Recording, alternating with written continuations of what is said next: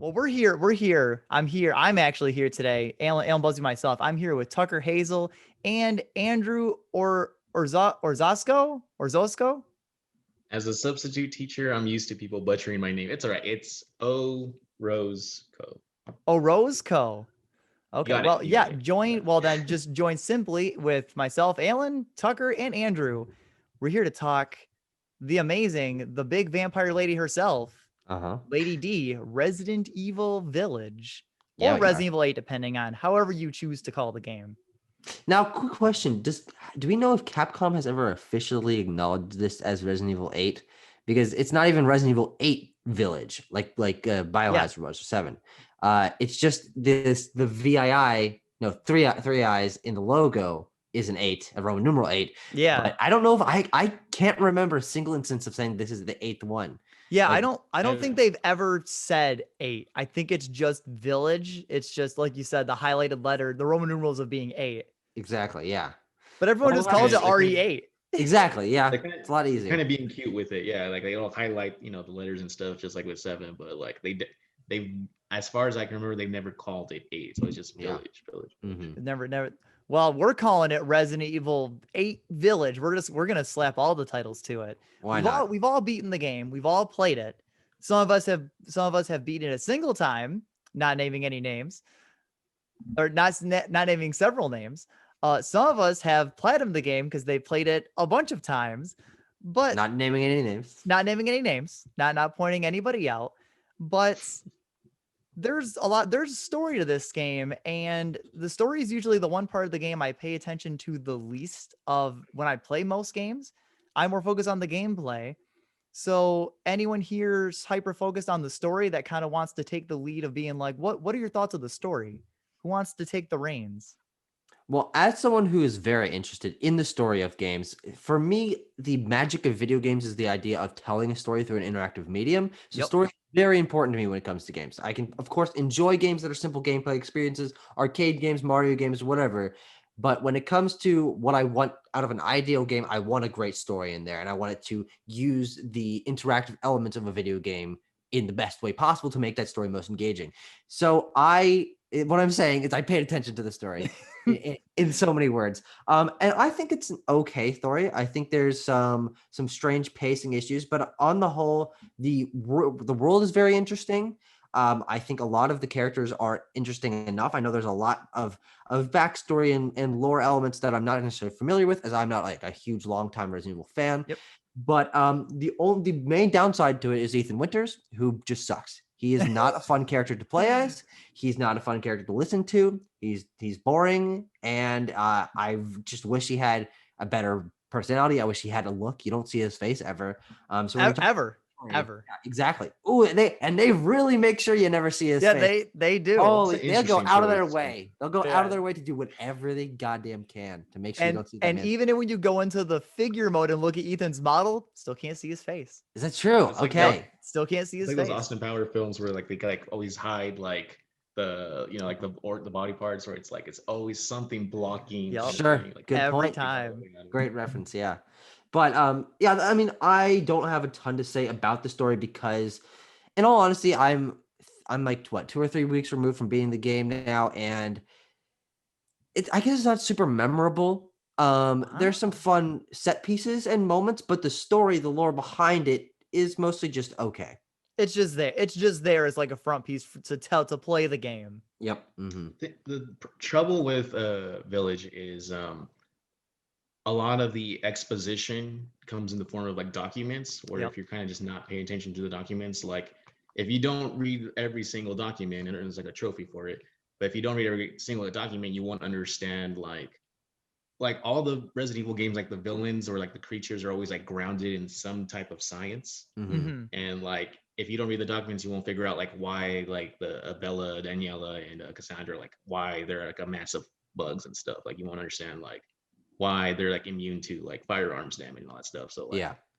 a lot of the stuff you have to like really dig in, and it's like, oh, okay, like that would have been nice to like find out like in a cutscene or something. Yeah, yeah. Andrew, you're right. Yeah, most of all of your lore connecting to the game to the greater series of Resident Evil are all tied to the documents, especially at the end of the game where you're in like the lab.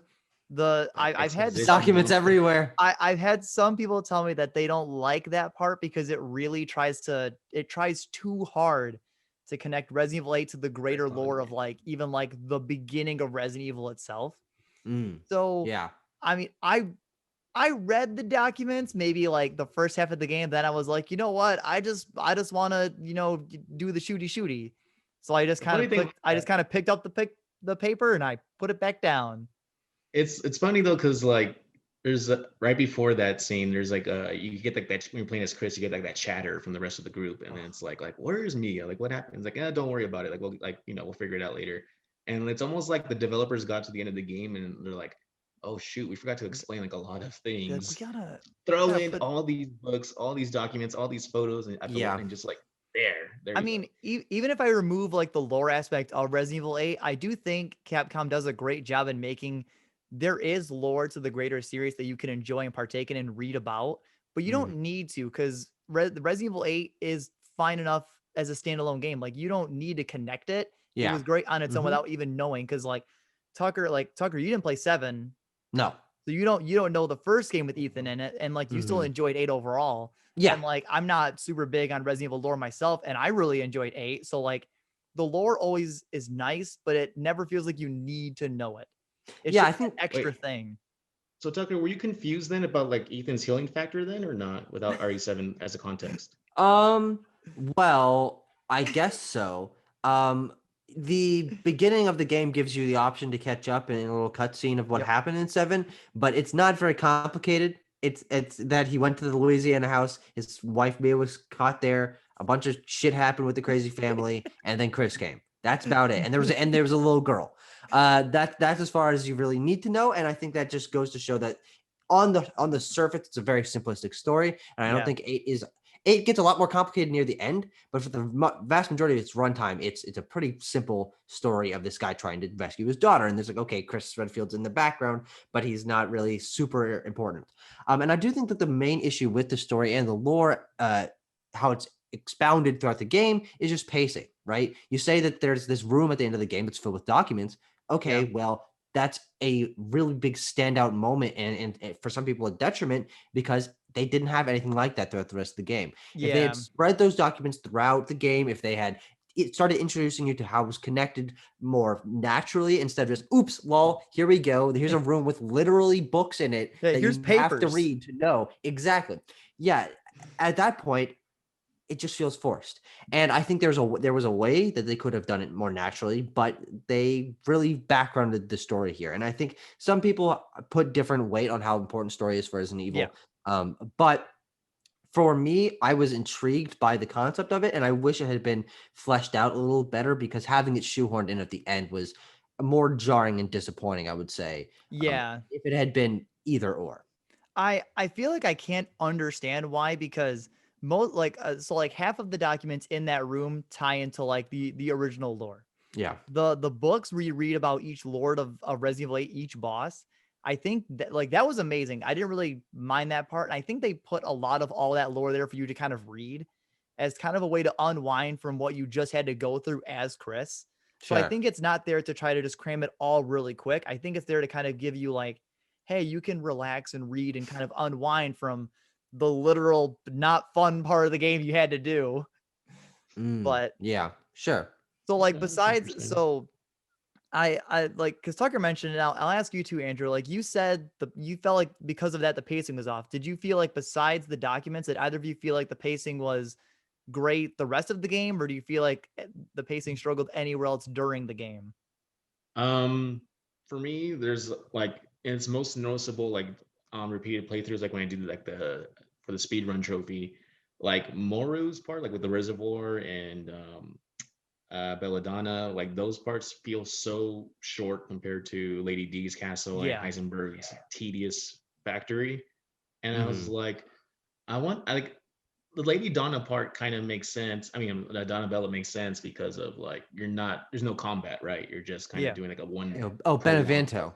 yeah. Yeah, Or yeah, the yeah. Beneviento, that's right. Yeah, Beneviento. Beneviento. Good win. That's what it means in Mhm. Spanish or in Italian. But yeah, I felt I think we all kind of felt misled, right, with the marketing of the game, where we felt like Lady D was gonna play a much bigger portion in the game, and Yeah. she's literally like the first floor you like off, like you just Yeah. take her out and kind of like it's cool that they didn't reveal too much about what comes out later, but at the same time, it's like, oh man, like she was cool. She, like aside from like all the memes about her and all that, like And there's I a lot of was them. intrigued about her, like what does she do here? She's just like in this castle and she's just making wine all day and stuff. It's like I wanted to know more about Like her about her. herself. So like it felt like the castle felt really long compared to the rest. And Heisenberg, I feel like that section, if they could make Heisenberg's section like a third shorter and added that to maybe to like the reservoir to like the dam area with Moru, like I think that would have helped a lot with the pacing or like the feeling of the game in general. Okay. Yeah. So my issue mostly with the pacing was with this how the story was giving exposition dump right at the end, Yeah. which I think would just made it feel unbalanced. I do think that the gameplay in terms of I played this in a couple chunks over a few days just to Mhm. sort of give myself room to breathe. But I think this game is unfortunately kind of a downhill slope for me. I think the intro section is great. I love the village. Exploring the village is fantastic. I Mhm. think Lady D's castle is absolutely amazing. It recaptures a lot of what I know to be the classic Resident Evil formula in the first game, whatever. And also in 7. And then I really like Beneviento's house. I think that's an interesting way to strip away what you're used to with the, Mhm. no combat. And then I think Moreau's Dam sort of goes for recapturing the Resident Evil 4 sort of more action gameplay, Yep. light puzzle elements. And then Heisenberg Castle or Heisenberg's Factory is just a weird maze with a lot of stuff going on. And I think for me, it's unfortunate that it starts with the biggest, greatest set piece, the most well designed, I would say. Mhm. And then, okay, a horror sort of puzzle element. Oh, that's pretty cool. Okay, it says action. It's not as unique. Oh, and now it's just a maze. So the fact is that, and then after that, you just have, you're locked in for what, like 45 minutes in cutscenes, in gameplay. There's no exploration. There's nothing, which is loses all that Resident Evil charm. It Right. does. So I think that they just put a lot of their focus on the marketing with that first few hours of the game because that's where I think most of the effort went into. The village itself is very well designed, and when you go back and visit it on repeat visits after you beat each area, there's new stuff unlocked. There's animals to go get. You have new keys, new items. Oh, you can go back and recontextualize. It's awesome. And it unlocks new areas. Like I don't know if you guys, well, you got the platinum, so you know, like Yeah. boat and finding like the secret areas. I'm like, oh, Mhm. okay, there's more meat to this, and I was really excited. See, one more trophy. One more Oh trophy. wow, okay, good luck with that. But it's just interesting that for me, it's kind of downhill, and I think it's a very good game, and all of those sections I think are still well made. I'm not disparaging them, but I just prefer the gameplay Yeah. that with the village and with Lady D's castle. So when that wasn't pulled out all the way through the whole game, I was like, oh, well, at least they try to give you a variety, but I'd rather consistency. See, you both bring up great points, and I've actually talked to a friend about this before. The castle is single-handedly the best thing in the game and the worst thing in Mm. the game Hmm. for different reasons. Because you're right, like just to add to it, Capcom did a great job advertising just the castle section and showing you really nothing else in the game. Mm. And the castle section being so early on is perfect because that's the part that's going to sell you on the game and invest you into that world. So the castle does really the perfect job in engrossing you in that world and having you invested and having you locked in. Yeah. The problem with the castle is double-sided. While it's so perfectly designed and meant to engross you in the world, it also sets up an expectation that the rest of the game doesn't live up to. Oh, okay. Yeah, Mm. I see what you're saying. So yeah, It's it's kind of not like that it like I wouldn't say Beneviento and Moreau and even Heisenberg's area are bad. I still think there's incredibly, I mean, Heisenberg's is confusing when you're trying to go for all the treasures. It's confusing. But Yeah. like all those areas I still think are great in their own respects. They just don't live up to the castle. So the castle did such a perfect job. It was also the game's greatest enemy at the same time. And it's so weird. Now, playing through the game multiple times, I actually find Beneviento's area to be kind of the worst. Like Mhm, Beneviento's mhm, area mm. itself is great for the scares and the sheer terror that Beneviento's house gives you by not having anything. But since Resident Evil 8 kind of like has those actiony elements, your subsequent playthroughs are meant to like be played faster, use your new guns, use your stronger guns, upgrade stuff, and kind of really more invest in the combat and not so much the horror, scary puzzle aspect of the game. And for that reason, I feel like the bad pacing only on subsequent playthroughs, not the initial one. Beneviento's house suffers the most because there's no combat. Like, yeah, there's puzzles and it's great. But once you know the puzzle, you actually find out there's a lot of it you can skip. Oh, Yeah. interesting. So, How's that? like, so for example, like you know how in the doll you have to get the winding key, the ring, and then Yes. like the little key to go in the room to wash the ring. Mhm. All you have to do is get the winding key, go up to the door, and if you already know the wedding ring's anniversary, just enter it in. You skip it That's it. entirely. Memorize Oh, it.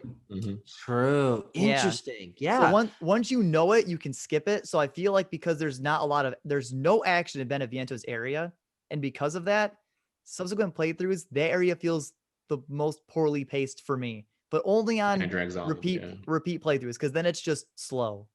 Yeah, and also unfortunately that area lacks the boss battle. Yeah. I mean it has a It boss has a battle, boss battle. but there's not even combat. Like it's just a quick time, really, when you end up doing damage, quote unquote. It's a very strange way to end Yeah. that. And remember I watched my roommate play through that section, and holy shit, he was scared of that baby going through Oh, the halls. dude. And I have videos of him reacting to that. They're fantastic. But when he Everyone's got scared of it. yeah, when he got to that last doll battle and he killed it, and one of the guys was like, "Oh, that's it." Right? It feels a little bit anticlimactic, especially because all those puzzle elements were leading to something, or were very consistent. I assume there would be sort of a puzzle boss battle or something like that instead Yeah. of just hide and Mm. seek. I guess I don't know, but yeah, I like that area because it's different, but I can definitely see what you're saying with it losing a lot of that once you already know what's going on.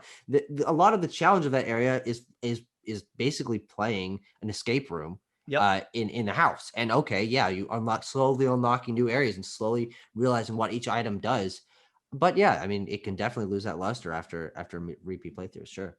Yeah. Tucker makes a good point where he points out how it seems weird how the progression in that particular section of the game goes. How like yeah, you see like the dolls in the forest leading up to it, and then in the middle when you're doing the escape room puzzle becomes like about the giant weird baby and stuff, and then the end cap again is like, oh yeah, there's still dolls in this place, where it kind of like the theme is kind of like it's weird. It starts with dolls, then it becomes about the baby, and then it end caps with the dolls again. And Mhm. like I said, how it's just kind of like you just chase her down, push X, chase her Yeah. down, push X. And yeah, it just I don't know, it feels really disjointed. Yeah.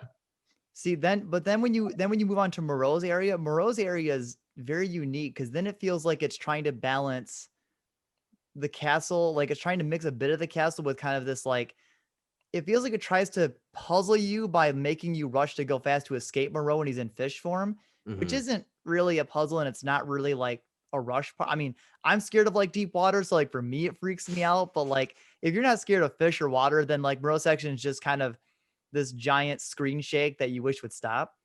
But Moreau's Yeah. area, at least I feel, is better than Beneviento's because at least you have a boss battle at the end and you do have some fighting going on, which I know is not akin to like the slow horror, methodical Resident Evil. It's more actiony of the later games, but at least you have something to interact with that keeps you more engaged. So I feel Moreau's area at least beats Beneviento's even on a first playthrough because of the interactivity you have overall.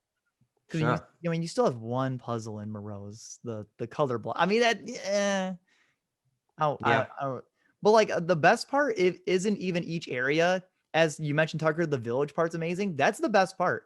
The best part isn't Yeah. getting to the next area. It's getting back to the village with the water wheel and the crank to be like, what can I find? Exactly. What can I go unlock? What can I look for in these areas?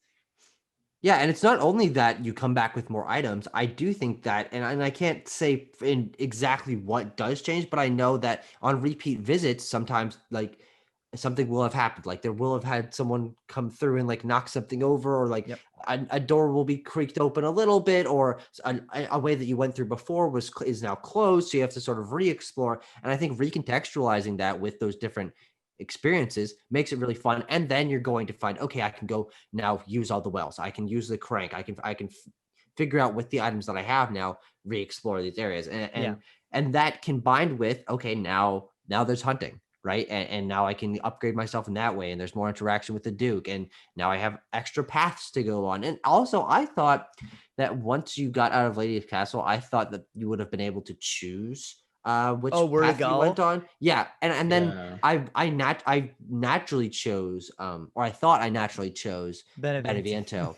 And then when I realized, oh no, wait, the key needed more wings or whatever to go to the next one. Oh, but I think that would have been an interesting way to give you a little more freedom, is letting you choose that. Though I didn't bother my playthrough because I didn't realize you couldn't choose. Yeah. But yeah, I think a lot of that openness of that area is really fun. And it's like, okay, you've applied that Resident Evil design philosophy of items and doors and combining items and all that to an entire semi-open world area. And I think that's really cool. Yeah, yeah.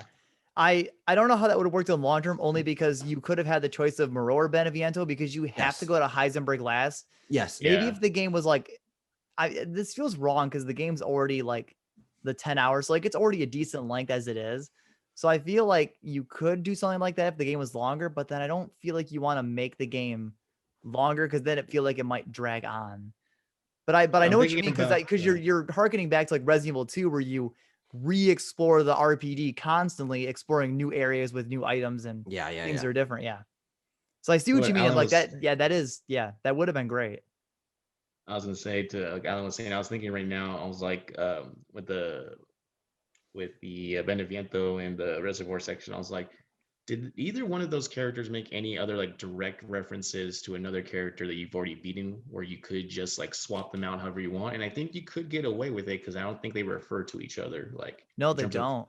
They sequence don't. of Yeah. events. So you probably could do that. But I made the same assumption that Tucker did, where it was like, oh, like here's like the Duke explains to you, here's like the sections where you can go, and it's like, well, I'm just gonna go to the Beneviento one because that one's like literally right next. It's right here. It's like It's the right closest one. here. Exactly. Yeah. Yeah. And I think that's like they clearly designed, well, obviously they designed the game to like naturally flow you in that direction. But Mhm. when he says, look, here are the areas with the bosses, I'm thinking, oh, Yeah, Divine Beasts, Breath of the Wild, go where you want. he literally illuminates your map too. So like it does seem kind of weird that he shows you everything, Hmm. but then Mhm. tells you no. Yeah. Well, it's not that he tells Yeah, you no, it's that the keys tells you the key in the no. game are like, actually, no, Beneviento's next. Hmm. Yeah. Yeah. So There- what yeah, I what was just gonna say there was some I when I was doing like I was hunting down the trophies and stuff, like we were talking about how like there is like open-ended stuff where you can like do side stuff and like the environment changes in between like the sections of the game. Oh yeah. There's a part where the when it's kind of like the sunset like right after Morova before you go to Heisenberg, where the game has like that yellow kind of orange tinge to it, where it's like the sunset, the oh evening. yeah, yeah. And I didn't know until I was trying to do like I was like, there's like a trophy for like hunting down a specific like werewolf monster. And Yeah. I didn't Oh know yeah, yeah. Totally it optional. only appears at that point in the game, and you have to go back to like where Luisa's is. And like my first two playthroughs, I'm like, there's nothing there for me. Like, why would I go back? And it wasn't until like I went there later by accident where I was like, oh shoot, there's like a There's massive a like monster. werewolf monster there, like Hmm. a named monster. Yeah, And I I was don't like, that's think I ever interesting. encountered that. Yeah, well, Yeah, and that's the barn part, because it never, the game never gives you any reason to really go back to like that area where Louise's house is. Hmm. mhm. So like that you have to like go out of your way to find that like stronger. Like, it's the beast monster, but it's like a stronger version of it. Yeah. Yeah. It wasn't So until like my third playthrough that I actually encountered it. And I was like, oh, yeah, like I didn't even know that was there. Well, it's interesting that you bring up that the world changes in terms of the time of day and all that. And I don't know if you guys have played this game, but that reminds me in large part of Bloodborne, where once you yeah, beat certain sections of the game, time progresses and some parts of the worlds are recontextualized. Although in Bloodborne, I think it's more obvious. Like they tell you, say, okay, here things sort of changed. Oh, we now have unlimited minutes on Zoom, by the way, so there's not an issue. wow, nice, thanks Zoom. But I do think that it would have been interesting for them to more to utilize that mechanically a little more, right? We know that time passes. We know that the world is recontextualized, but if they were lean more heavily into that, saying, okay, it's now slightly later in the day or early in the morning or whatever, and now there's more stuff to do, and like they told you that, they could have added a lot more things to interact with. And I think that's a really cool example of there being essentially a Yeah. secret hidden boss. But if they don't tell you about it, Yeah. you're only going to know because maybe you look it up on a guide because there's a trophy about it. I don't know. Yeah, because I think Yeah, the only that's other exactly. time in the game you notice you distinctly notice a shift in the daytime is the beginning of the game where it's pitch black out nighttime, Mhm. and then when you're entering the Mm. village, it's then like it's morning. Sure. Like I think only that's like the 4 minutes only have other time you passed. notice a time difference of like, oh, things are passing. Well, is the game supposed to take place in one day? I think it's over like a single day. Yeah. Interesting. Ethan, Man, Ethan, Ethan Winters can just go. he got 'Cause his like baby if you back look in at 24 hours. It's a if you fast check your man. journal, like the journal entries are dated, and it's like the same day, but it's just like I think it just tells you what time of the day it was, like morning, mid morning, afternoon. I completely forgot about the journal. I think I checked it the first few times I returned to the game, but Wait, you're the journal? right. That was a game mechanic, technically. The Huh. journal? I don't. Yeah, he like keeps track of things that have happened in your adventure up to that point, and you can go back and like flip back to where you started, and like, okay, he's sort of writing about the things that he's encountered. There's I like a timestamp for each entry. Yeah. I did not even know that. See, it's all about the gameplay. All about that gameplay. Which I guess is a good part before we go even just to the end of the game of the gameplay. What do you guys think overall of the gameplay? I know Tucker prefers the more like puzzly aspect, and obviously Resident Evil 8 is closer to the more, it's not pure action, but it definitely leans more heavily into its action, Mhm. predecessors. What do you guys think overall of the gameplay? Like, do you think it was great? What would you have changed? Like, you're like, this didn't vibe with me. I would never do it like this again. Honestly, I think that it's a very solid balance between the puzzles and the action aspects. I know there Mhm. are fans of both, and essentially, I mean, if you're a fan of the series, you're gonna like both anyway. But there are people who fall specifically into each camp of, hey, I would much prefer action versions, or much prefer like the Resident Evil 4s, 5, and 6, or the puzzly versions, like a 2 or the original game, or even 7. And I think they struck a really nice balance. So I would say Mhm. that they should probably continue on this path, although we can talk about the ending. It might seem like they're transitioning to something a Yeah. little more over the top, action heavy, but I like that they were able to give you both aspects of it, and I think that comes down to the variety that they gave you through the different areas. But I'm glad that they didn't stick with just one, because I think this is sort of is the best case scenario to appease both groups and sort of bring them back together. That's very So that like yeah, what that's exactly. to like what Tucker said, like it feels like the game is like a hodgepodge, right? It's RE7 mixed with RE4, like thematically. And as far as like when I think of gameplay, I'm assuming you mean like the combat. Is it specifically the combat or just Yeah, like combat kind of gameplay in general. Like, I mean, it's mainly the combat because I know that's like the main thing you're doing throughout the game. the meat of it? Yeah. Yeah. The combat is fine, except for when you go to mercenaries, then it's not so fine. But No, for the it's not. main, the meat of the game, the combat's fine. At the least, the parts I didn't really care for were like the Heisenberg boss fight, because I don't like not being on the ground. I didn't like the whole Like like the self. the gimmick fight. Yeah. Yeah, I didn't really enjoy that. I rather if it's just been like on on foot, boots on the ground style. But the combat is fine. I've become acclimated to where I enjoy first person more than third person now. I don't know why, but it just turns out that way for me, that Hmm. I have no qualms whatsoever with the combat or like the gameplay in the main game. It's the mercenaries mode where I'm like, this does not like carry over well enough. Yeah, mercenary mode definitely doesn't vibe very well with having that very narrow camera perspective. I thought the gameplay was great. I really loved a lot. Being a diehard like RE4 stan myself. I love all the references and little callbacks that Resident Evil 8 has to 4. Yeah, So it I'm does a I'm lot. I'm all about that. My only thing that I've only had a handful of people either mention or have told me, like my girl won't play Resident Evil 8, but she watched me play it. And because of that narrow camera perspective the game gives you when you're moving around a whole bunch, she said that it felt like it was making her sick kind of watching the camera swivel Hmm. around. because it doesn't swivel smoothly because the game has that kind of slower, sluggish feel to it. Mhm. So like I had some people on Twitter kind of being like, yeah, like it kind of makes me sick. It can kind of give me motion sickness. I never had that, but that's just like a little extra thing of the gameplay. But I've had people explain that that's because the game gives it a very narrow camera perspective of playing as Yeah. Ethan in that first person. But Kind of like a found footage. I really have no complaints with the gameplay anywhere, except as Andrew mentioned, the mercenary mode and playing on Village of Shadows. But to segue even to this, to complain about the gameplay in only one regard that we haven't mentioned yet, it's the one part of the game that I don't like ever, is that Chris Redfield section Yeah. where it just becomes the die hard pure action of the Die bad Hard. of the not so well received Resident Evil games. Sure.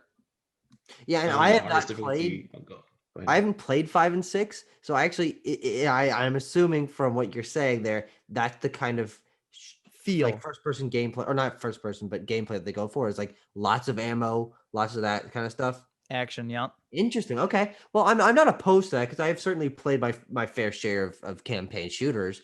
But it definitely felt out of place, and I think that was Yes. mostly. It was interesting to be able to play as a different character, have a different set of weapons. I think that's a cool concept. I think reframing the story from his point of view and having his chatter with the buddies or his like partners, His like squad. squad. Sure, yeah, Mhm. this is what I should go for. But they weren't very interesting.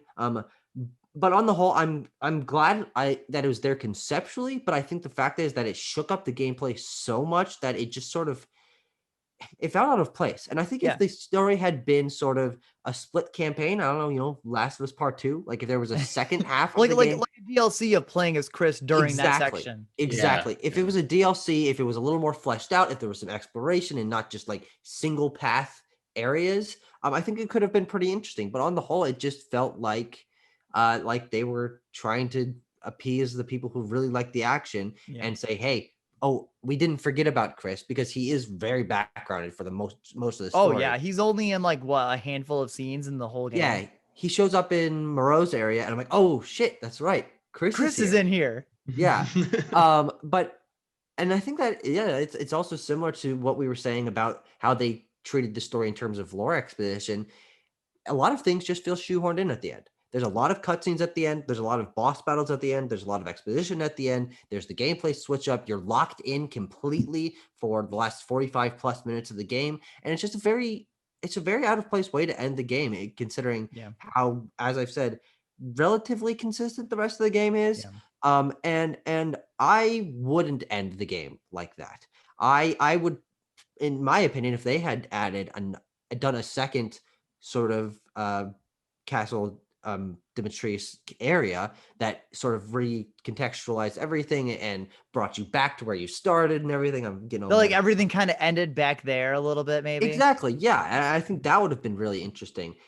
But locking you in, I think, is especially the worst thing. Like you Yeah. can't even upgrade a Duke. You can't go back and explore the village. And I just was like, huh, that's a very Yeah. crazy choice, especially considering the hell journey you have to go through in the cat or the factory, all sorts of pathways and all sorts of, and the elevator and everything. I don't even know. Uh, is it possible to get back to the village? Like when it warns you that you're locked in, can you decide to go back, or I don't even know. I believe once you go to Heisenberg's factory, you're locked in. You cannot leave there Oh. because Heisenberg knocks your chair over and you fall down. So Oh, I don't think that's right. I don't think there's any way back once you're in there. Even before that, actually, Alan, there's a part where when you put the Giant's Chalice thing into like the podium and the elevator Oh goes yeah, down. yeah, and the elevator brings you down. That's right. Yeah, you're locked into that area. You can't go back after that. And so that's actually something else that I think is interesting is I think a lot of this game works. It shines the best, especially in the village when you're doing those repeat explorations and then recontextualizing the areas. Mhm. So I was very surprised when you leave Castle Demetrius, you can't go back into it. No, you never go back into the castle. Yeah, and I was always thinking, okay, it'll be fun to return there with extra items, with my better guns. I can finally complete my exploration of it because I didn't check everything. But you're locked out of it, and I was like, huh, that's a wasted opportunity, and it Yeah, you doesn't even can't. really make a lot of sense. Yeah, there's nowhere in the game once you leave you can go back. You can't go back to Moreau's area, you can't go back to Beneviento's. You can go back to Beneviento's area, but you can't go back to the mansion To the itself. house. Yeah. Yeah, you can't go Mhm. back in the castle. You can go into alcoves of the castle to find treasure, but you can't re-explore where you've already been. And then yeah, you can't There's re-ex new sections though of like Murrows after you clear it, where now because now it's like drained Yeah, of all but the that's still water. while you're technically there. Like once you officially leave that whole area, you can't go back to where you Right. were. Yeah, and I think that's also because most or all of the areas end with some sort of like, you beat the boss and the area is like crumbling Yeah, behind you it or like whatever. falls apart. Yeah, exactly. So it's the fact is that you get locked away from that backtracking, which I think is a really cool element of the game, by cutscenes, right? You beat Lady D and you crash through the floor or whatever, and now you're in a different Yeah, area, now you're right? somewhere else. Yeah, moving between areas and cutscenes, I think is a little bit strange. So I want to throw this to Andrew because going for the platinum, I know you've done this because I want to circle back to the my one big complaint of that Chris area.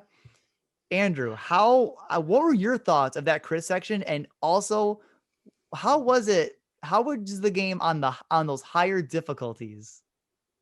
So the first time I played the game, I did it on the traditional standard. I always play any playthrough of any game is always on normal the first time because that's like the intent. I think the intended developers like what they want you to play it on. Yeah, I played it one more time on standard, and then the third time I went for the Village of Shadows, which is like the hardest difficulty.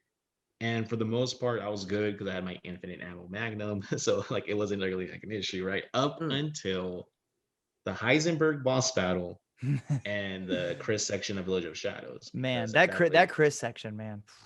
they take away my infinite magnum and give me like all these nice like guns to play with, but it's just not optimized for that playthrough No. because you have like waves and waves of these enemies, and on that difficulty like the enemies are just bullet sponges, Oh so you'll yeah, like yeah. empty an entire mag with your AK on one enemy, and like those like the lichens are quick, they zoom in and close a gap quickly, so while you're reloading they're already like munching on you, and just like I had to Yep. eventually just I remember I think on the last part, that part where you run from when you get to where like they cut you off from behind, the tendrils come up, Yeah, because right? then And you're like supposed to laze. you have to laser the big tree.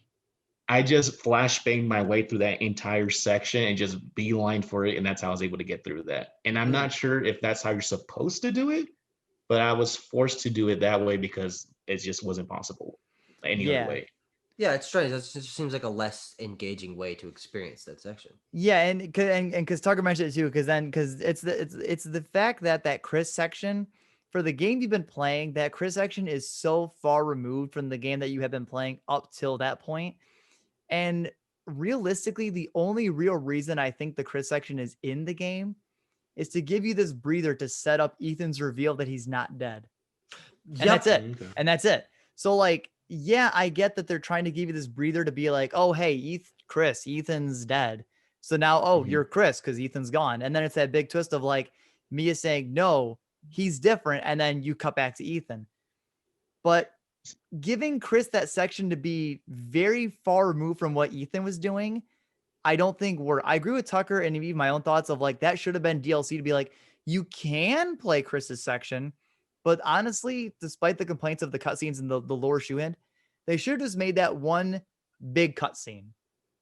Or even if you think about what they've done with previous Resident Evil games, they're not afraid to give you multiple campaigns, right? And I think that maybe once you Yeah. beat Ethan's story, make that a 1.5 hour Chris campaign, right? That recontextualizes the story, shows you what he was up to the Like whole what time. oh, this is how Chris got to Heisenberg's factory. This is what he'd been doing. Yeah, imagine if they gave you a way for those the relationships with his squad to build up to for his weapons to have more time for you to get used to them, right? Mhm. Not feel out of place. If that was a separate playthrough and you got multiple areas and you got multiple boss battles with him, that'd be really cool. And I mean, it's very strange they didn't do that because they've done multiple playthroughs plenty of times.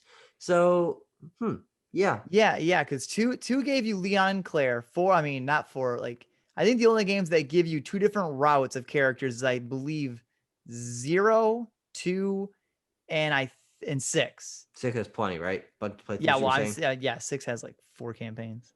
God bless 6.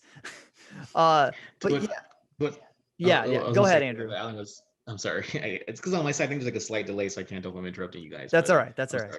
sorry. Back to what Alan was saying about how the Chris section. I felt like besides obviously get that reprieves to set up the Ethan thing. I felt like this. I was like kind of like their way of saying like remember how badass Chris is like because he has like if you check like his inventory like he doesn't even have like a regular knife like Ethan does. He has like this badass He's got the cramp. badass knife. Yeah, he got the badass one. Even the way he heals is different. He has like these injections instead of like your old the 1800s tonic stuff. juice. Like his setup is like professional military grade stuff. So I thought that Mhm. like to me it seemed like the game was like, oh, remember Chris? Like here's like he's a badass. Don't forget. He's Like here's like strong. all these. Yeah, Yeah. and Chris is also super tanky too. Like not even the highest difficulty. Chris is hard to kill. Like honestly, it's really hard for you to die there unless you just don't care. But yeah, that's even on my standard playthrough, I didn't like that section because I'm not the biggest Chris fan myself, and I just don't like these. Because I liked exploring the village. I liked finding treasures. I liked upgrading my guns. I liked doing the kind of silly, I want my baby back Ethan playthrough. But then you're Chris, and then it's just, oh, hey, just things are going to hell. And maybe it would have been fine if you could have at least explored the village being like, hey, Chris can find his own stuff. Like, what if they just made the latter half of the campaign Chris? Yeah. Like, what if Chris just finished the game? Like, what if Ethan legitimately did die, but they made Ethan do like one more thing to be like, hey, Ethan did this last thing that's gonna bring his child back, like, or even just make it where Ethan's dead, you quote dead. Chris is fighting Miranda, and then have it where as you beat Miranda's Chris, Ethan comes in with like the finishing thing to finish it all. Mhm. Like, Yeah, that'd be an interesting idea. And I think a lot of what we're talking about here is just what if they did What that. ifs. And I think that's a sign of them not necessarily understanding what people enjoy out of the endings of games and wrapping things up and Yeah. what the best ways to handle the gameplay were. Because a lot of this I don't think is out of their wheelhouse. It's not out of the realm of possibility for them to do these sort of things, split campaigns, multiple stories, right? Like all those different things. And I think for me, it also leans to the fact that you're locked into it. And so when I was playing it, I was like, man, I don't know if I want to do a second playthrough because I'm gonna be having a great time, but then I'm just gonna be locked in, and it's gonna be like, like my brain turns off, and I have to like, Like, I don't know if okay, I want to do this again. yeah, and especially because that last bit is so cutscene heavy. Yeah. And those last few cutscenes are, I don't know if they're really earned in the scope of the Yeah. story. Right? Ethan being made of mold or whatever the hell is okay, that's an interesting thing, and it gives him something more to his character other than bland white literally faceless white guy. But even at the end, and I think the idea of having his daughter as a larger character is interesting, but they kind of felt out of place. And I'm very interested to see what they do with another one, but I don't know how excited I am for it, if But that do makes you sense. and I obviously you can't answer this completely, but like, do you feel like maybe you feel Ethan's thing at the end is unearned because you don't have the full context of 7? That's totally possible. And I want to play 7. Obviously, I have access to it. I think it's Yeah. on the PS Plus collection, but that's totally possible, and I'm willing to give. By the way, I played the game on easy, and I'm very willing to give it a second playthrough on the higher difficulty, Okay. with my experience and with the New Game Plus ish stuff. The stronger guns and stuff. Yeah, exactly. So that could be fun doing a back to the back playthrough of 7 and a replay of 8. So I can let you know if that changed my opinion a little bit. So Andrew, what about you? Because you have played 7, right? Yes, I played 7 times. So do Yeah. you Also, feel the like that platinum. reveal with Ethan at the end was like what did you feel about that? That one, it like obviously recontextualizes a lot of like kind of like what happened in 7, but at the same time where I was like, there was nothing in 7 to suggest that was like all of a sudden out of the ordinary. Like I was thinking like, was there anything? And I'm thinking about to like mini spoilers for Tucker on Ray 7. That's fine. But, Don't like, worry about it. I know what when happens in the Jack game. first, well, if you He's know like, that first part where you break out with Jack and like he cuts your hand off, and then he No, Mia shows you cuts how your to hand Mia off. chops it off. Yeah. No. I'm saying later again. There's a part where when you're looking for the key to get into the cellar on the floor, so you can escape. Oh, from the first Jack time. cuts your leg off. Oh, I'm sorry. That's what it was. Your Yeah, leg. leg He cuts off. off your leg, Me and then he like Mia's shows you, taking your hands. and he shows you how to like reattach your leg, and it's like okay, that was kind of weird. But now with the reveal here, it's like, wait, did Jack already know we were dead too? Like, did he know too that we were dead? And that's why now we have like molded in us, and that's why he's showing us like, oh, like you can do things now. So it was kind of like it felt like out of left field, but then like upon further like replays and like thinking about it, like like when Lady D cuts off your hand, he's like, oh, like he Yeah, freaked like like a he's delay. almost unphased immediately. Yeah, and it was kind of like, Rest and I in peace. forgot that part, like where you stab her with the dagger on the side, like she literally impales you like right before that. And Yeah. I completely forgot about that because there's like a fight right after that happens, and it's like, oh shoot, like like in retroactively, like that passes, that makes sense. But like See, at first, it was kind of jarring, where it's like what? I was dead the whole time. Like this is some kind of weird like dream bullcrap kind of thing. I thought at first. So see, So you're what? you're really quick. So you're absolutely right that like it does contextualize because when Ethan was revealed as a mold, it kind of shocked me because I was like, what? Because Ethan in 7, and especially in 8, Ethan recovers from some things no man should come back from. Yeah, exactly. Like no man should be able to reattach his hand, his sweater sleeve, and his jacket sleeve with some goop. And like, I guess playing 7 and especially 8, I feel like I should have already kind of known something like that was going to happen.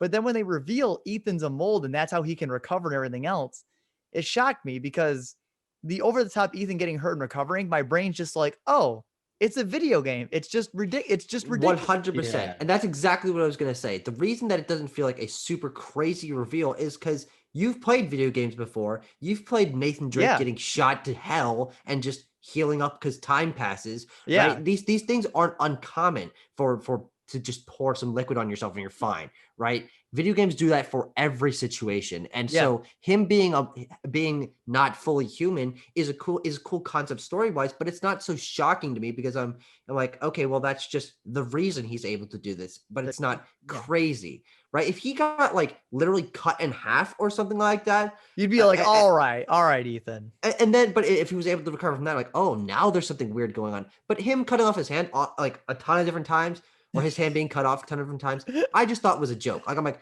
Ethan's hands, that's a huge meme. I think it's kind of funny, whatever.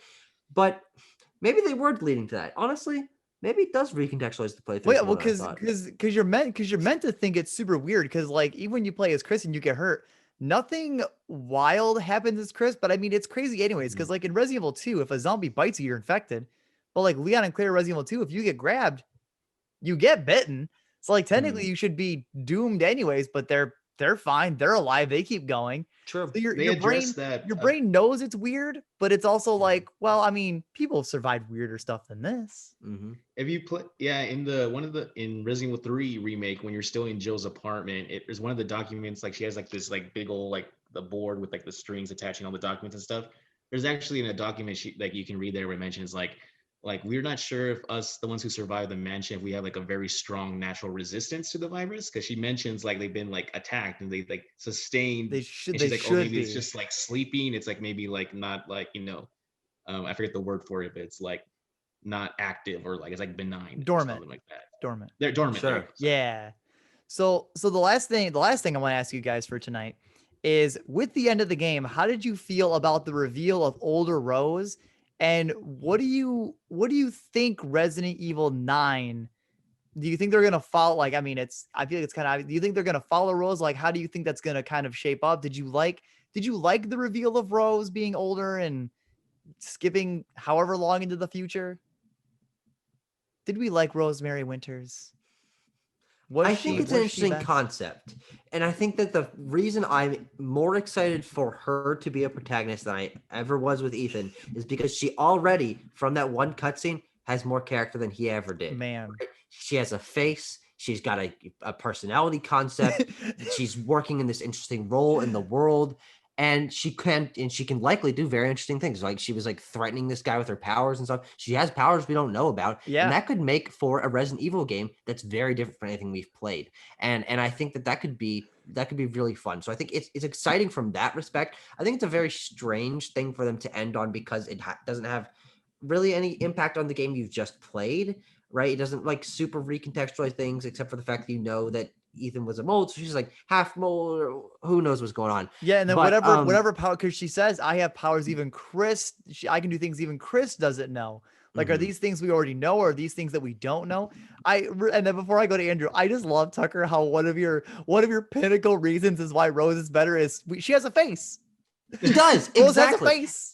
Yeah, and I think that gives her something to like look forward to. Like, okay, she's gonna have reactions to things, and I think the reason that Ethan Winters is such a terrible character, and not only is he generic white guy and his quips are just like generic protagonist things, but Aw. he doesesn't have a face, and that means there's nothing to connect to. You can't doodle Ethan Winters on your paper, and you're like, hey, he's one of my favorite characters, right? He doesn't have he has a jacket. Is that the most iconic thing about Brown him? jacket. Yeah. Exactly. And his hands. Exactly. But that's not enough for an engaging protagonist, right? Yeah. And now that we have a character literally with a face, which is the baseline for character design, I'm already more invested in her story than I ever was with Ethan's. I don't know. Ethan's a dad. He's meant to have bad one-liners. He's a dad. He's supposed to be kind of lame. Okay, sure. Chris is a dad too. Is he? Wait, am I wrong? Wait, hold on. I don't think Chris. Is he not? Wait, No, I don't think so. I don't think. wait, doesn't he have, isn't there another Redfield?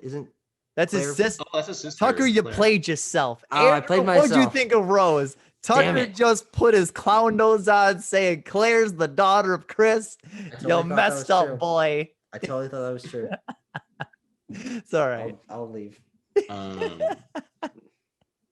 it's interesting how they decided to have like that at least 16-year jump skip at the end, I'm assuming. And Yeah. like the whole like it kind of reminded me when she said like I can do things and I mean like Chris knows it. Like I don't know if you guys have seen like the not so great the Mila Jovovich Resident Evil movies where she No. has like psychic like abilities and like powers, and like that was like the first thing that came to my mind is like, does she have like she can influence? Can she like move things? Is that what's going on? And then the other thing that it was because the only like early on like we find out like the weird thing about her head being in the jar and her legs in another jar, and it's like the Duke's like, no man, like you can fix this, and it's like, what the hell? Like no, you Really? can't fix it. She's like Some severed into Gorilla Glue will fix that right up. yeah. And then so like when you discover that document in the house with the red chimney, like it says like oh Mother Miranda touched her and she turned into a crystal, and then she would turn her back, and it was just like, So weird. okay, like clearly she's special, but the only person who really mentions that is Heisenberg, like when he gives you like that whole long And he doesn't spiel even really about elaborate using- on why Rose is special. That's true. right, Yeah. he has like spiel I'm about gonna using her use as a Rose to weapon kill against Miranda. Mother Miranda, and it's like, how is she a weapon as a baby? Like what could you possibly like do with her? So like not knowing what can she do, I'm interested to see like, are we gonna get like supplementary like materials in terms of like tie-in games and stuff between the story now and to the story when she's an adult and stuff? Like what exactly, like how are we, because when we talk about like for Resident Evil 9, like what are they gonna do for it? Like if you look at the games in terms of like numerically as like trilogies, like 1 to 3 is like the old school, fixed camera. 4, 5, and 6 are like the action-y third person over the shoulder kind of games. Yeah. And now with 7 and 8, it's being first person. It seems like not that would be the natural progression for 9. I don't really know what they're gonna do if she's gonna be the protagonist. Is there gonna be a huge time jump? I have more questions now than anything. So I feel like for Rose in 9, because she has the mold powers, it's gonna have to be something where she'll have like obviously the gun combat and everything else, but I don't even know how, honestly, unless I just make a joke that I made to a friend of like they're just gonna use like a magic meter, like some kind of mana system where Rose can use like her mold powers. But I think it'd be cool now that I'm thinking about it more. Make Rose have the gun combat, like obviously Resident Evils of past. But then what if they incorporated her mold powers around puzzles? So instead of her using mold for action, she used it for like kind of puzzle solving or things similar to that. Well, yeah, that's definitely something that's like, okay, it's not just a mana meter, right? That I think that's a little too like video gamey. Yeah. To feel like natural. Rose can but summon a mold bodyguard. I do think that using it for puzzles, right? If she can like send out a mold tendril, or I don't know anything about that, but Yeah, that would be we don't even cool. know. But I also think that because she has like abilities that make her strong, I think that maybe the mold gives opens up the idea of like character upgrades, right? Like health upgrades in a more like internalized way. Maybe she's Yeah. able to absorb mold things from the enemy she's defeats, like Mega Man or something, right? If that's just a really bad comparison, No, that's all but right. but I think that's something that we don't really get. We get a lot of gun upgrading, but if you're getting character upgrades that allow her to do different things and maybe access different areas like a Metroidvania or something, but it's all internalized in her character because she has this moldability, I think that could be a really cool way Yeah. to not completely shift up the gameplay and keep it focused on puzzles and gun combat, but fit her character in a way that other characters haven't been able Yeah, to. I think the worst part about Rose is like you don't really know how her gameplay would shake up considering we don't know too much about her because her gameplay would obviously reflect the difference between her mentor Chris and then her father Ethan. So it'd be True, kind of a mix between those. So like I'm Gohan. yeah, I'm kind of excited for whatever Resident Evil 9 is gonna look like. You obviously kind of know 9 is gonna follow Rose considering it's the father story is done. So you Mhm. know it's got to Mhm. finish off Rose's story. I want to know what old man Chris is gonna look like. I want to see Chris with his gray hair. I do think there's a possibility that you get a split or two campaigns in that one Rose campaign and one Chris campaign, right? I think See, that could they be and cool. they should do like don't make me just play as Grandpa Chris just randomly in the middle of the game, please. Hmm. I don't want that. But I guess closing thoughts, since I think we're about at the hour. Andrew, closing thoughts on Resident Evil 8. You gonna keep playing this to get that platinum? Like you gonna like this? Is this like of all the Resident Evil games you're gonna play? Is this like your new favorite? Is it like top 3? For all the criticism we've given the game so far, honestly, this is one of my favorite in the series. It's definitely not my number one, but it's definitely like top four for me. Honestly, like the game is to me it really is just pure fun. Like it's a hodgepodge of like or a hodgepodge or whatever the term is for like it's like feels like four thematically, and it's like this gameplay of seven, and there's a lot of things that don't quite like make sense. Like the game doesn't know exactly what it wants to be between like the different styles, but like Mhm. it's so much for me. It's a lot of fun to play. As I feel like the opposite of Tucker when he said like once he beat it, like he had like no incentive or anything to go To back go in. back But in. like when I saw Hmm. like that extra shot pop up and like here's like all these bonus things you can now play with it through repeated playthroughs, like that kind of was like, oh, I want to go back and like like where I struggle in this part, like, I want to just like breeze through it. Like I just wanted to like Yeah. unlock infinite ammo, try the rocket pistol, like it's like a mini like rocket launcher in a handgun form. Like that Yep. sounds like badass. And so like I love the game. It has its issues, obviously, like most all games have issues, but it's not number one, but I definitely love it. I just Okay. wanted to know real quick before I forget, did you guys, because I don't know which games in the series you guys have played, there's a lot of like references in Ethan's home right in the beginning of the game with like his bookshelves and stuff like that. Did you Hmm. guys catch those? Really? No. No. No. So like in the bookshelf, he has a book about like firearms training, and it's written by it says Joseph Kendo, and then Kendo is the character in Resident Evil 2. If you play the original Resident Evil 2, he's the Oh one who yeah, has a yeah, gun shop, but yeah. he gets Kendall's the gun overrun shop by the guy. zombies at the beginning. Hmm. Wow. And then there's a mention about he has a book about European architecture, and it's written by the same guy who designed the first mansion in the first game, Interesting. Oh. Okay, that's cool. Trevor I something. didn't notice any. See, yeah, Tucker, you'll like that because that kind of gives you a little bit of that referential lore. Yeah, it does. It felt, And it felt like the game was trying a little too much to kind of shoehorn like the Easter eggs in the beginning. Like if you like, there's a Mhm. lot of stuff. It's like, okay, like they're being cute with this, with all these like all these references to like how does he have all these books that reference multiple games in the series? But I was just curious if you guys got that. And also there's like Sometimes that it's just bob, good fun.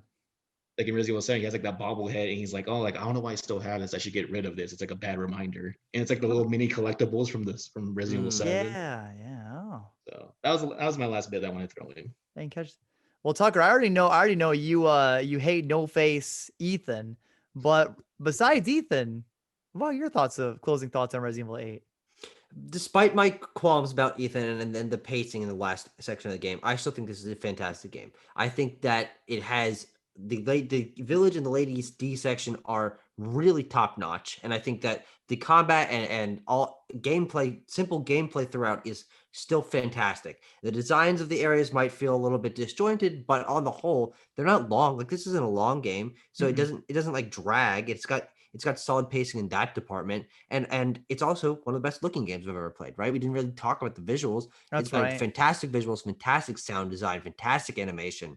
And I think that regardless of Ethan, a lot of the surrounding cast is very interesting. I think each of the bosses have unique personalities that are engaging and they interact with their worlds in different ways. I love Duke. I think he's a fantastic character. Oh, dude, we didn't even mention him. Yeah, and I love He just the upgrades your guns and makes a reference to RE4.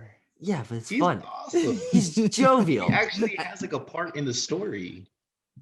He Exactly. Yeah, brings you that's to Miranda.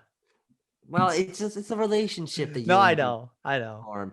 But what I'm trying to say is this is like it's an 8 out of 10 game for me, right? I'm crapping on it a lot of ways, but I think that's because I enjoyed it a lot and I wish it could have been better. Yeah. I don't think it ever hits the heights of exploring the RPD in Resident Evil 2, which I think is from what I've played the highlight of the series in terms of Mhm. the intricacy of gameplay and all that. But I like this game a lot. I can't wait to play 7. I will be doing that sooner rather than later, and I'm I'm glad I'm a Resident Evil fan now because a new game has come out, and I think there's a 4 remake on the horizon. I've played 4. We've got 9 to look forward to, so it's a great way to like get into the series. I think. Good. Well, my closing thoughts are kind of the general one. I mean, Resident Evil 8 definitely doesn't take my top spot because 4 it's still 4, 2, and then 8, but 8 is in my top 3. I played the game a lot. I I feel my only true real critiques of the game is that I don't like the Chris section and mercenary mode is not a very fun extra mode to keep playing the game. But I love playing the game. I mean, playing through the game 6 times. Jesus Christ. I can't really say I didn't enjoy it at Hmm. that point. Um, Fun fact for everybody, I learned that for speedrunners, like true, like real speedrunners, not for speedrunning trophies, Resident Evil 8 is so well designed, you can't really glitch or skip through the game. It has Huh. so many, it's so well designed that you have to trigger so many things. You can't really skip through the game. That's Hmm. very interesting. Do you know Yeah. what the current world record's sitting at? I don't know what the current world record is, but I know a lot of runners this past month have been trying to crack the game. You can glitch through the game, but there's so many triggers that have to be activated to make things spawn that you can't do it. But I've seen a few in like the 1 hour to like high 30s, low 40s range. yeah, Yeah, Mine like was an I'm pulling hour it and up. 57 what minutes. what's the world record? Speedrun.com, Resident Evil Village. Drum roll, please. It's as my computer loads. Uh-oh. There's one person on here. Well, that's strange. I mean, Hold on. it's still very new though, so they might not have like the full records up because it's still fairly new. Very true. But regardless, he has it at, or they have it at 1 hour and 45 minutes, which is very short. So Dang. Hey, regardless, I'm only like 30 minutes away from the world record. I'm like 15 more than that. Yeah. Wow. well, Hmm. I think my playtime clocked in at like just under 10 hours, like 9:30. That's because you were exploring everything though. Yeah, and I did a lot of exploration, That's but right. I think that's a Yeah, solid my first length one for a was about campaign. 9. Yeah. Yeah, first one was like 11. It was like 11 and a half. Hmm. Not really speedrun material there. But yeah, I mean that's really the thought. I mean, this is just a very the term I use in real life all the time is this is just the super buttery casual friends talking Resident Evil 8. If we loved it, if we hated it, we all unanimously like it. Hopefully we like Resident Evil 9 more than 8. That'd be Hope great. hopefully we like how Rose is, and hopefully they make Chris just a damn DLC this time. But to close that out, Tucker, where can people of I guess the interwebs find you? I do a lot of videos, probably too many, on my channel, Backlog Banter. I also have my Twitter, which I'm sure you'll have in the description or something. Somewhere. You do YouTube stuff. You're The the competent. the thing. But I do game reviews. I get lots of game discussions with my friends where you do reactions to some things, but we also do a lot of movie reviews. We're reviewing all of the best picture winning movies and ranking them all, which is fun. And I just like talking to people about dumb nerd shit. So this was a very fun opportunity. I'm very glad I got to talk to both of you, and I hope we can have more discussions in the future. So I'm currently playing Biomutant. We'll see. Andrew, where can people on the interwebs find you as well? Well, I'm just on Twitter. Yeah, I'm Mooglenator, but the lowercase L is actually a capital I because for some reason that messed up on me. I have a podcast I do with my cousin once a week where we kind of just do we just talk about like the latest in gaming news from like the past week. We talk about what we've been playing lately and stuff like that. And that is a Duo Sense podcast. Dual Sense? That's a Duo Sense. It's kind of a play on words because there's two of us, Duo, and then Sense like whiskey. Oh, okay. Okay. So that's a play on words. That's DUOSENSE. We also I also sometimes I volunteer write some gaming articles for the small media outlet called geeknewsnow.net. I volunteer. I'll write like probably a few articles here and there, mostly about gaming stuff. Sometimes about Star Wars because it's mostly geek central, so it's like a lot of Star Wars stuff. But anyways, that's where you can find me on my Mooglenator and Dual Sense podcast. But one last thing I want to mention is like right now when I was listening to Tucker, I forgot he has this awesome profile picture where it's just like him like eating something. Is just hilarious. I love it. Thank you. That is a very professionally taken picture of me screaming at a rose. Is that what it is? Yeah. I thought you were about to eat something. Like who knows? Who knows what's going on in that picture? Just taken a while ago. And as for me, when you're watching this on the YouTube channel, that I'm still figuring out exactly what to do for trophy style videos on there. Other than that, the main place you can find me is Twitter at Alan Busby. You can find me there. And I stream during the weekdays at twitch.tv/AzurePkk, where you can watch me play Bayonetta because I'm dying a lot. I'm dying a lot. And and again, thank you, Tucker, and thank you, Andrew, for just sitting down talking more Resident Evil 8. It's always fun. I love this game. Probably, I'm hoping game of the year. We'll see. We'll see what happens. But thank you guys, and thank you everyone for tuning in. And we'll see you in some other video potentially. Later.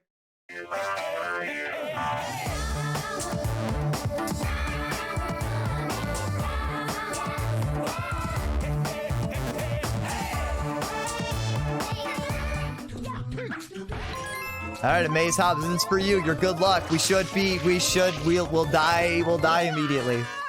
We'll die right away.